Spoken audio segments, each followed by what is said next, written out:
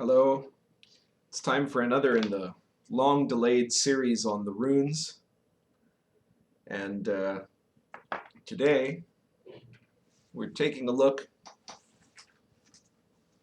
at the rune that was equivalent to the letter P.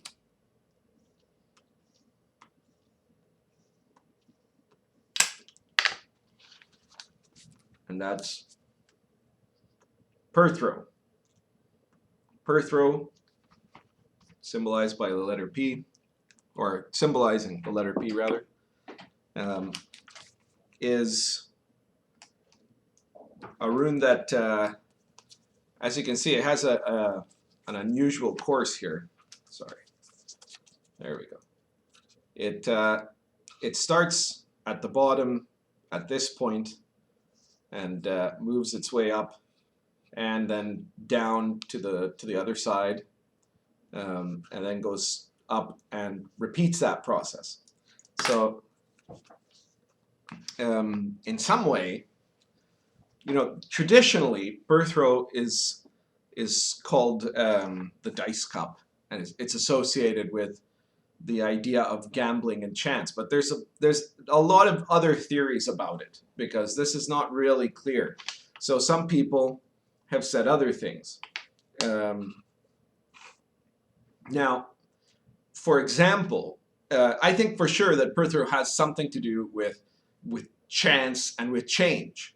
Okay, probability, possibility, a bunch of other things that I could think of that start with P.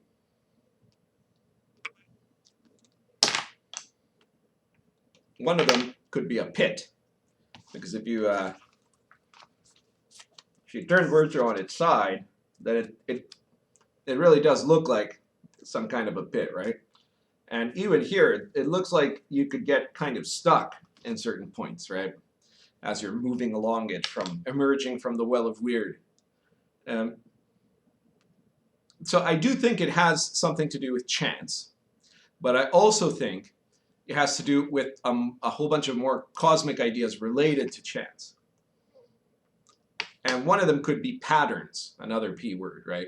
That there's the repeated cycles, and how to use chance, how to use those random moments where you can change things to get out of them, right? To do something where if you're, let's say you're repeating the same problem over and over again, right? You're doing the same thing at different places with different people, but you're making the same mistakes. Well, how do you break out of the same mistakes? One way you could do it, for example, would be to, next time you make a choice, instead of making a choice however new you think it is, but you're really falling into the same traps because of the patterns within you, you could roll a dice, right? And do what the dice tells you.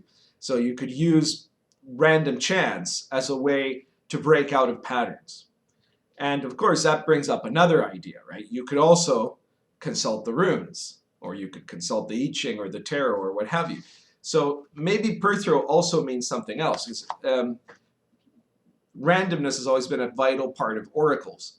And so this Perthro might be the dice cup, but it could also be the bag, the pouch, in which the runes are held, that the rune caster is doing his castings, right? So it could, in fact, be something similar to the 8th hexagram of the I Ching, where you're doing the casting and it tells you, in that text, it says, do another casting on a related question, right? And basically ask again, or ask for more information.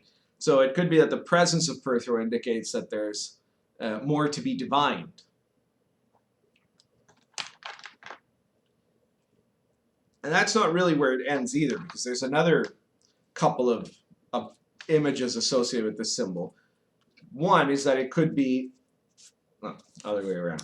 It could be a grave pit, right? That's dug in, and it's where they're going to put a body. And in some ways, this can make some interesting sense, because Perthro is the rune in the Elder Futhark that follows Awaz, which is the rune of the yew tree, which is the symbol of death. So maybe somebody is being buried under that yew tree. And if you also think Perthro is the rune pouch, you have to remember a kind of parallel there with the story of Odin, who supposedly found the runes by sacrificing himself on the tree of life, right, the tree of Yggdrasil, and impaling himself on a spear and hanging there for 9 days and 9 windswept nights. And then he found the runes where? At the root of the tree. So at the root of the tree of life, you have the runes. At the root of the yew tree, the symbol of death, here you have Perthro, right? And Perthro could also be, in that context, a womb, right? A lot of feminist interpretations of the runes have kind of tried to suggest Perthro as a symbol of, I don't know, of the uterus or something. I guess it looks a little bit, maybe if you squint, it looks a little bit like those images that you see, that you used to see. I think maybe they've gotten better at that now, but in the old days, for those of us who have some gray in our hair, the health classes or sex ed classes, those outlines of the uterus that don't really look like anything, right? That they're just a couple of lines connected and then this pouch or something. And Perthro does look a little bit like that. So I can see the association.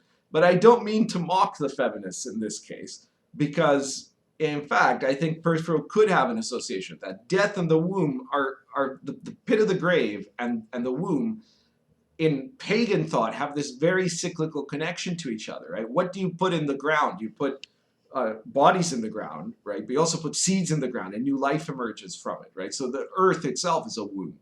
And if you think of this as the grave pit, maybe you also have to think of it as the womb. So we have a whole bunch of different symbols that are all connected, different ideas that are all actually seemingly disconnected. But what is it that brings them all together? Well, I think the thing that brings them together is time. The Well of Weird is the phenomenon of kind of the universal force of time and the emergence of events out of that well, out of that base, right? The waters of time, you could say, and what rises and falls. Everything rises and falls out of that well. That's the perspective that the ancient Northern European pagans had of how time worked. And so they divided this also into their three Norns, or their three versions of the muses, you could say, which were Urd, Verthandi, and Skuld. And Urd is literally like weird, right? It's the potential of what could be. Verthandi is what is, and Skuld is what might be, right? So all of these things, they all have to do with change, right? The random rolling of a die, the random chance, the performance of divination magic, right, of casting the runes, death, and birth. All of them have to do with processes that occur in the movement of time. So you could see this as the germination of the inner self after the symbol of Awaz, of death. But you could also see this as symbolic of the necessity of having a generative change, of something that restarts or breaks the pattern, right? The die is cast, was what Julius Caesar said, and that changed history, right? So Perthro is about, in small ways or in big ways, I think it's about changing your history. That's all for today. If you like this series, please be sure to check out, well, if you like this video, please be sure to check out the whole series on the runes, because really, unless you're already experienced with the runes, this video by itself wouldn't make any sense to you. And if you like this series, please check out the other playlists on my channel, especially the Yifa Society, where I talk about the teaching curriculum that I offer. And if you're interested in that, please be sure to get in touch. Thank you very much.